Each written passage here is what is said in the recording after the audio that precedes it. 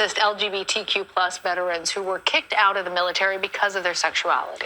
Today marks the 12th anniversary of the repeal of the Don't Ask, Don't Tell policy that banned openly gay and lesbian people from serving in the military.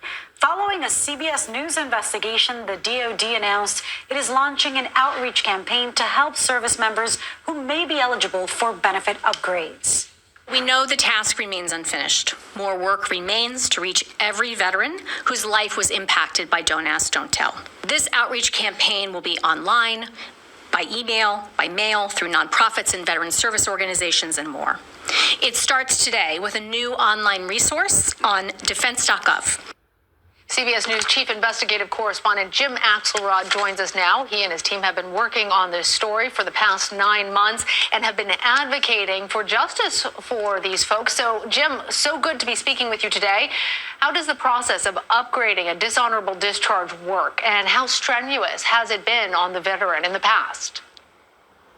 You know, we talked to dozens of veterans. We looked through hundreds of documents. And one thing we kept seeing and kept hearing from the veterans we spoke to was just how taxing the process was emotionally, how slow, how complicated. They kept saying you needed a lawyer, and how ultimately the burden was on the veteran who said, look, I should not have been discharged in an other than honorable category.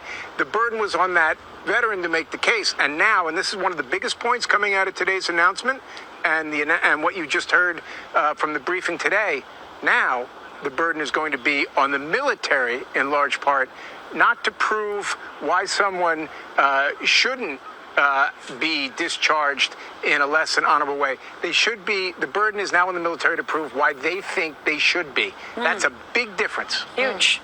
And so, Jim, I mean, on top of that burden, there's, of course, the constraints that come with having a less than honorable discharge. What does that mean for a veteran? What does that look like for someone?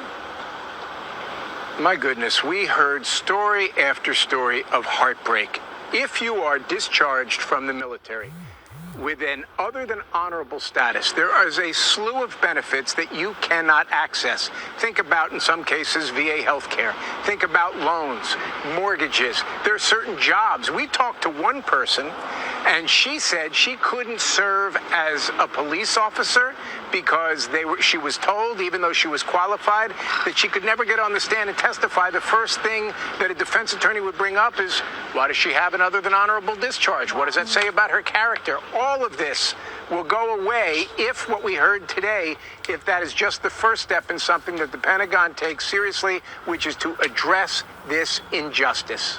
You don't get the time back. And Jim, your reporting on this has been so compelling. You found more than 35,000 service members between 1980 to 2011 were discharged based on their sexuality.